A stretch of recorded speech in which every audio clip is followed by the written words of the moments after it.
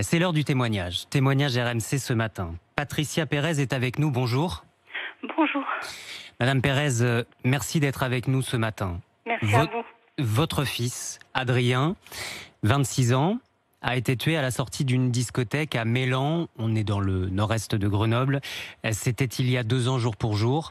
Oui, 29 juillet 2018. Oui. Patricia Pérez, j'entends votre émotion dès maintenant. Vous savez ce qu'on va faire? Je vais raconter. Vous m'arrêtez si je me trompe ou si je dis une bêtise. Adrien avait donc 26 ans. Il a fêté ses 26 ans le 24 juillet 2018. oui, Il a voulu fêter son anniversaire avec des amis. Il est parti en boîte de nuit le 29 au Phoenix. La soirée s'est bien passée. Adrien et ses copains dansent jusqu'à tard dans la nuit et vers 5h30 du matin, l'établissement va fermer. Donc ils sortent devant. Et c'est devant l'établissement qu'une des filles de leur groupe se fait importuner par d'autres jeunes. Alors Adrien et l'un de ses copains, Mathieu, vont à son secours. Une rixe éclate, des coups de couteau, des coups de cutter. Mathieu gravement blessé au poumon et au bras. Adrien tué, votre fils, d'un coup de couteau en plein cœur, Patricia Pérez. Les auteurs des coups de couteau sont identifiés. Il s'agit de 2 frères, Yanis et Younes, tous 2 incarcérés depuis 2 El ans. Habib. Précisez bien que c'est Yanis et Younes El Habib. Ils sont incarcérés depuis 2 ans à la prison de Saint-Quentin-Fallavier. Et aujourd'hui donc, 29 juillet 2020, 2 ans jour pour jour après la mort de votre fils Adrien, l'un des agresseurs, Yanis El Habib, pourrait être remis en liberté. C'est Oui. bien ça, Patricia Pérez? C'est ça, c'est tout à fait ça, monsieur. Vous voyez, je vous parle et je regarde Adrien. Et je lui dis, mon chéri, quelle est cette justice? Quelle est cette décision révoltante, méprisable, incompréhensible? Nous avons vu le dossier, monsieur. Nous connaissons de ce dossier de A jusqu'à Z. Voyez, malgré la mort de mon fils, heureusement, il y a une vidéo. Et sur cette vidéo, qui est plus que parlante, tout est dit. Quelle est l'origine de cette vidéo, Patricia Pérez? C'est une caméra de vidéosurveillance? Oui, il y a plusieurs caméras. Il y a la caméra d'un magasin de vêtements, il y a la caméra du Carrefour. Vous dans avez eu lequel accès je à ces travaille, images? monsieur. Voyez, je travaille là où mon fils est mort. Et donc cette vidéo, et je me répète, est beaucoup, beaucoup plus que parlante. Alors n'en déplaise à certains qu'on n'entende que la voix des partis civils. Nous ne sommes pas des gens haineux, nous ne sommes pas des gens racistes comme on a pu l'entendre et le lire. Voilà. Nous déplorons que la justice oublie trop souvent, mais beaucoup trop souvent les victimes. On considère plus les agresseurs, les hors-la-loi dans ce pays. Et ça, je pense que s'il faut réformer la justice, il faut commencer par là. Qu'on arrête de se soucier des prisonniers en prison. Quand on met des gens en prison, on les met pas pour être au Club Med. Quand on est en prison, je pense que c'est qu'on a fait quelque chose de mal. Patricia Pérez, Yanis El Habib, qui a 21 ans aujourd'hui, nie avoir donné le coup de couteau mortel. Et comme le veut la loi, tous les 6 mois, la justice reconsidère l'incarcération des personnes en attente de leur procès. Ça fait 2 ans que Yanis et son frère, Younes, sont en détention provisoire.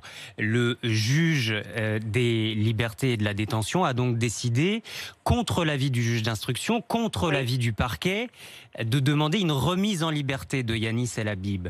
Vous dites, Patricia Pérez, le problème de la justice est là. C'est aussi un problème soulevé par Éric Dupond-Moretti, garde des Sceaux.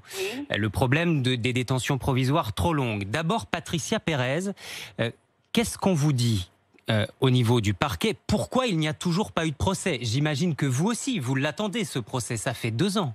Alors, on sait bien que la justice est longue. Hein? On sait bien que les enquêtes sont parfois peut-être un petit peu longues. Voilà. J'ai toujours dit à mon époux, tu sais, il vaut mieux des fois que ça se passe un peu plus longuement, mais que ça se passe bien.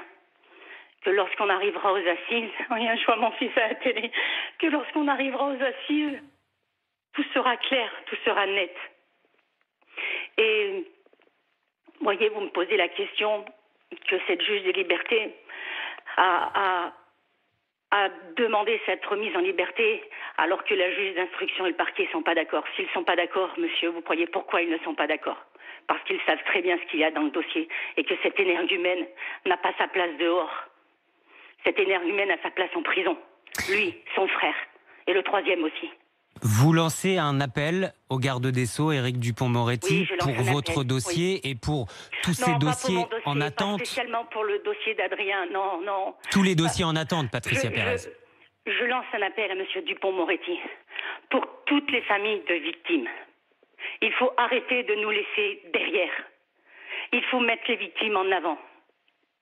C'est les victimes qui ont perdu. C'est les victimes qui ont perdu un être cher. D'accord? Donc ça, je me soucie pas, moi, de ce qu'il se passe en prison. D'accord?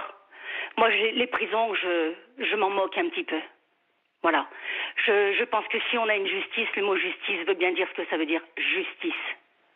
Justice pour Adrien et justice pour toutes les victimes. Regardez ce qu'il se passe dans notre pays. C'est de pire en pire. Ça fait 2 ans qu'Adrien est mort et ça fait 2 ans qu'on s'offusque de toute cette violence gratuite dans notre pays. On a été reçus il y a 2 ans par Gérard Collomb à Grenoble, lors de son discours. Vous croyez que ça a changé quelque chose? Rien. Cette violence quotidienne dans notre société et de tous les côtés, Patricia Pérez. Elle est de tous les côtés et elle est quotidienne. Elle est quotidienne. Rien ne s'arrête. L'État laisse un État dans l'État agir en toute impunité. Personne ne se soucie de la violence. Personne. Vous êtes soutenue aujourd'hui, Patricia Pérez. Vous êtes entourée? Très entourée, oui. On est entouré par la famille, par les amis, même par mes collègues de travail. Oui, nous sommes très, très entourés.